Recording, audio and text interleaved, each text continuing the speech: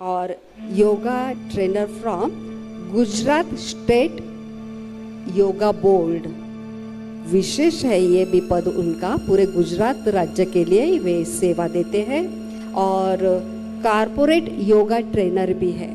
तो ऐसे हस्ती को जोरदार तालियों से उनका स्वागत करते हैं और ब्लेसिंग पाते हैं। आदरणीय सुरेंद्र भाई जी। थैंक यू जय श्री दीदी जी। ओम शांति सभी को। मैं चाहता हूँ कि थोड़ा कुर्सी की बैक रेस्ट छोड़ के थोड़े सीधे स्पाइन को सीधे करें, थोड़े से आगे आ जाए।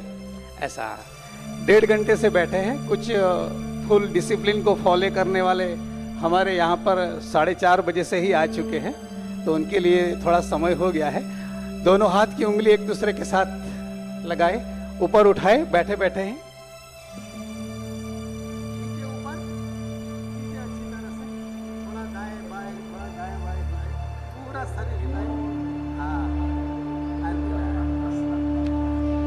ये जो आलस्य नाम की बला है ना, वो कुर्सी से धीरे धीरे मस्तक तक पहुंचती है, तो पूरा शरीर हिला के उसको फिर वापस नीचे ले जाना है। बहुत सुंदर, थैंक यू।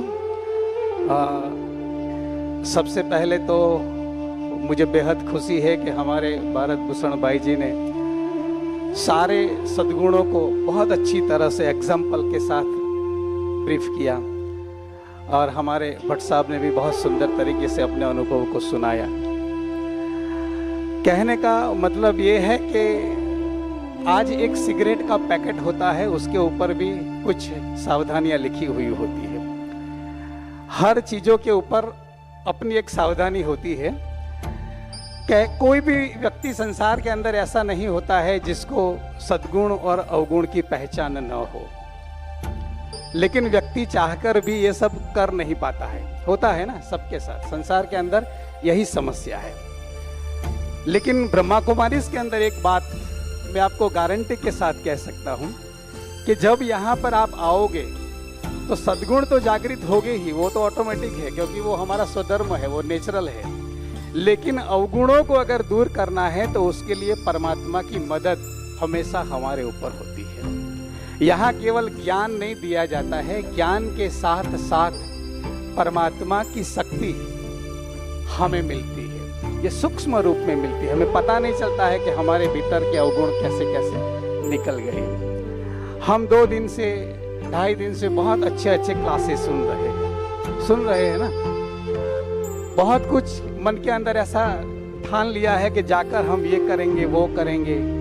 और जैसे भाई साहब ने बताया कि एक मैग्नेटिक ओरा है ना, यहाँ से जैसे ही आप शांतिवन से आगे जाओगे, कोई ट्रेन में पाँव रखेगा, कोई फ्लाइट में पाँव रखेगा, कोई बस में पाँव रखेगा, तो वहाँ तीरंदाज तीर लेके सब खड़े ही है। सामना तो फिर हमारे जीवन के अंदर वही करना ही है। तो यहाँ परमात्मा की जो शक्ति है वो आपको हमेशा के लिए एक सुरक्षा कवच के रूप में काम करती है। लेकिन रेगुलर हमारी ये जिम्मेवारी है, जैसे एक बीज को एक छोटे से पौधा बनाना, पौधे से वृक्ष बनाना, वृक्ष से फल लेना, मेहनत करनी पड़ती है ना। तो हम भी एक छोटे से बीज समान है। हमें भी अपने आप को तैयार करना है। यहाँ स्वयं को तैयार करना वो स्वयं की जिम्मेवारी है। यहाँ कोई किसी के लिए नहीं। आप कोचिस हो, आप ट्रेनर हो, आप कोई भी हो, सबको पता है कि आप केवल कह सकते हो, किसी के शरीर में घुसकर करा नहीं सकते।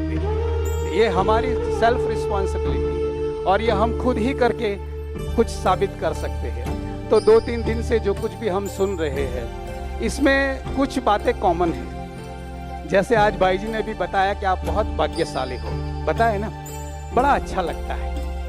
ताली बजाते हैं, किसके लिए ताली बजाते हैं? बजाओ ऐसा नहीं हो रहा है ना, हम हमारे लिए ताली बजाते हैं। लेकिन उसके पीछे एक बहुत बड़ा रहस्य है।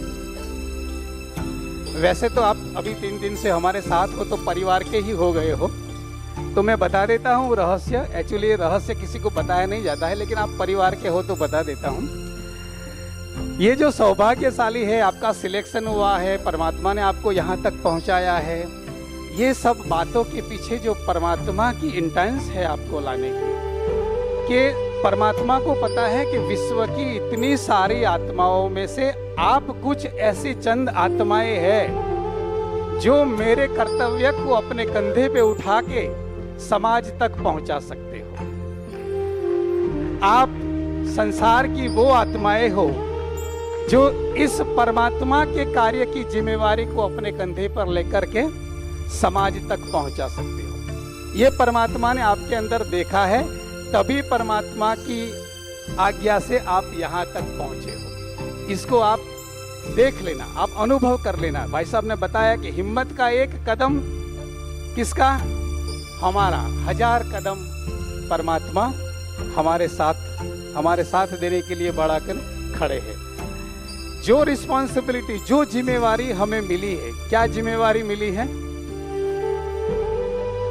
राजयोग की। जिस जिम्मेवारी को हमें निभाना है, क्या करना है, यहाँ से जाते ही हमें नजदीकी सेवा केंद्र के ऊपर अपना कांटेक्ट करना है और कहना है कि मैं ब्रह्मा कुमारीज में गया, 3 दिन 4 दिन का स्पोर्ट्स विंग कॉन्फ्रेंस अटेंड किया और अटेंड करने के बाद जो आपने पाया है वहाँ जाके मुझे कुछ करना है, क्योंकि आपके अंदर की शक्ति को जागृत कर दिया। आज सवेरे एक बहुत अच्छी चर्चा हो रही थी कि हनुमान जी के भक्त कौन है ना, हाथ भी उठवाया था। मेरे ख्याल से यहाँ वो सवेरे वाले यहाँ अभी बैठे ही होंगे हनुमान जी के भक्त। मैं हाथ नहीं उठवा रहा हूँ। देखिए हमारे बलवान जी तो एनर्जेटिकल ही होते हैं हमेशा। हनुमान जी के भक्त, अभी जो भक्त होता है, जो जिस भगवान को मानता है उसमें कुछ सिमिलरिटी होती है, तभी वो उस तक पहुँचता है। मेरे विचार अगर इन भाई साहब से मिलते हैं तो ही मैं उनके पास पहुँचता हूँ। मेरे विचार अगर हनुमान जी से मिलता है तो ही मैं उनके पास पहुँचता हूँ। हनुमान जी के पास बहुत बड़ी प्रचंड शक्ति थी। आपको पता है बचपन की शैतानियां उनकी बड़ी बड़ी शास्त्रों में वर्णन की गई है, लेकिन इसी शैतानियों के कारण उनको कह दिया कि आप उस शक्ति को भूल जाओगे। लेकिन उसके साथ साथ एक वरदान दिया कि अगर कोई उस शक्ति को याद करेगा तो आपके अंदर वो शक्ति जागृत हो जाएगी। ऐसी ही एक शक्ति थी उनके पास, फ्लाइंग, उड़ने की शक्ति थी। पता है ना, शास्त्रों में अच्छी तरह से वर्णन किया गया है, सबको मालूम है। फिर उनकी शक्ति को कौन जागृत करता है?